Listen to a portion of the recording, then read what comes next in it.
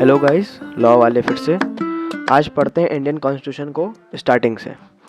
सबसे पहले जानते हैं कॉन्स्टिट्यूशन का मतलब क्या होता है।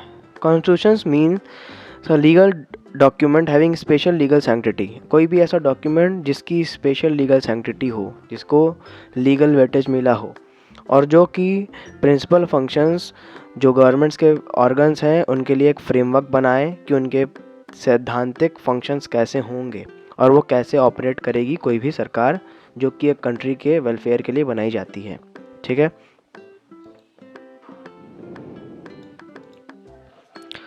सबसे इम्पोर्टेंट चीज़ होती है किसी भी कॉन्स्टिट्यूशन से उसका प्रीएम्बल, और इंडिया में जो कि सबसे लॉन्गेस्ट कॉन्स्टिट्यूशन है और लेंथीएस्ट कॉन्स्टिट्यूशन है, उसमें जो प्रीएम्बल दिया गया है वो सबको याद होना चाहिए, स्पेशली लॉ के स्टूडेंट्स को और जो भी कंपटीशन की तैयारी कर रहे हैं उनको। We the people of India having solemnly resolve to constitute India into a sovereign socialist secular democratic republic. Socialist और सेक्युलर जो वर्ड है, दो वर्ड 42nd अमेंडमेंट एक्ट में ऐड किए गए थे सोवेरेन और डेमोक्रेटिक के बीच में। अच्छा, आगे पढ़ते हैं। Republic and to secure to all its citizens justice, न्याय, सोशल इकोनॉमिक एंड पॉलिटिकल, मतलब सबको सामाजिक, आर्थिक और राजनीतिक जस्टिस मिलना चाहिए किसी के साथ भी। इन तीनों चीज़ों को लेकर डिस्क्रिमिनेशन नहीं होना चाहिए। लिबर्टी ऑफ थॉट, किसी को भी बोलने की इजाज़त है, सोचने की इजाज़त है। कोई भी धर्म, कोई भी फेथ, कोई भी वर्शिप, पूजा पाठ करने की किसी को भी अपने इच्छा से इजाज़त दी गई है भारत के संविधान में।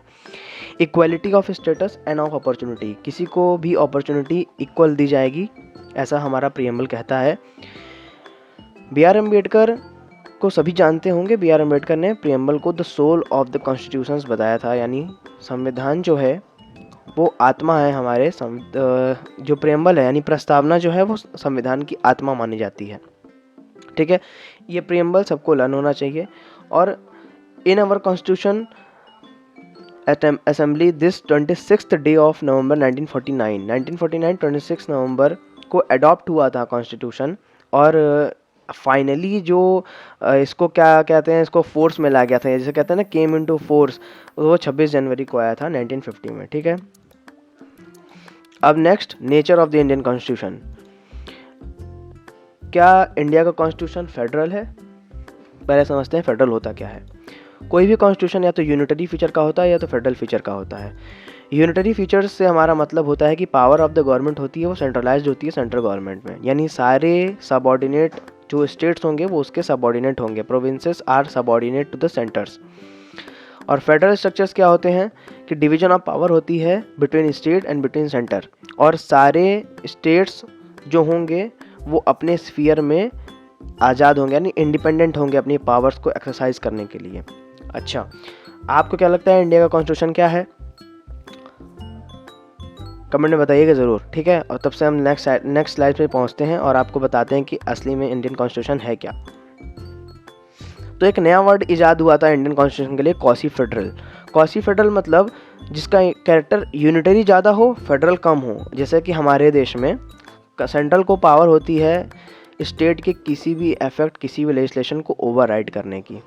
कोई भी लेजिस्लेशन सेंट्रल का अगर सेंटर बनाएगा तो वो हमेशा स्टेट के ऊपर माना जाता है। ठीक है, पर बी आर अम्बेडकर ने इस डिबेट को एक विराम देते हुए कहा था कि I think it is agreed notwithstanding many provisions which is contained in it whereby the centre has given more powers to override states nonetheless is a federal constitution. इन सभी सारी चीज़ों को, सारी conditions को मद्देनज़र रखते हुए भी हमारा जो कॉन्स्टिट्यूशन है वो फेडरल कॉन्स्टिट्यूशन है। और फेडरल कॉन्स्टिट्यूशन का सबसे बेस्ट एग्जांपल अमेरिकन कॉन्स्टिट्यूशन को माना गया है, जिसमें सीनेट होती हैं, जिसमें स्टेट्स को सच में अपनी पावर को फंक्शन करने की आज़ादी होती है।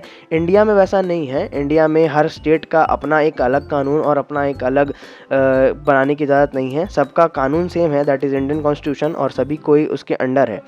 पर और जो अमेरिकन कॉन्स्टिट्यूशन है उसमें सीनेट्स हैं। ठीक है, पढ़ते हैं कि डिस्ट्रीब्यूशन ऑफ पावर क्या है। Essential features of federal constitution, अगर ये चीज़ें होंगी तो कोई भी कॉन्स्टिट्यूशन फेडरल होगा। डिस्ट्रीब्यूशन ऑफ पावर, यहाँ पे सबसे बड़ी चीज़ है किसका? एग्जीक्यूटिव, लेजिस्लेटिव और जुडिशरी के बीच डिस्ट्रीब्यूशन ऑफ पावर है।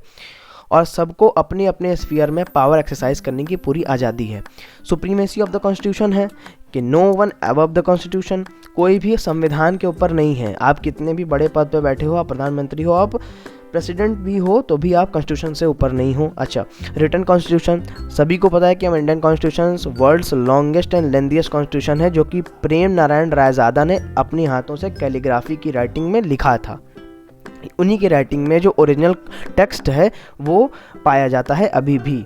ठीक है, फोर्थ ऑप्शन ये है कि rigidity, natural corollarily and written constitution rigidity, यानी अब कहीं का भी कोई कॉन्स्टिट्यूशन अगर रिटर्न होगा और अच्छे से टाइप किया, मतलब कहते हैं ना कि एक कॉन्स्टिट्यूशन सिर्फ कन्वेंशंस पे चलता है, जैसे इंग्लैंड के कॉन्स्टिट्यूशन सिर्फ कन्वेंशंस पे चलते हैं। ठीक है, मोर 90% ऑफ द उनके जो चीज़ें होती हैं वो कन्वेंशंस पे ज़्यादा बेस्ड होती हैं, क्वीन के एसेंट पे बेस्ड होती हैं। ठीक है, कहते वो जरूर है कि parliamentary form of the government है कुछ, और जैसे इंडिया का कॉन्स्टिट्यूशन है वो क्या है, रिजिड है। कैसे? क्योंकि वो रिटर्न कॉन्स्टिट्यूशन है। ठीक है, और पांचवा ये कि अथॉरिटी ऑफ कोर्ट्स यहाँ पे है, यानी लीगल सुप्रीमेसी यहाँ पे, no one is above the law, everyone is equal before the eye of the law. Okay, अच्छा, अब यहीं पे ये स्लाइड ख़त्म होती है।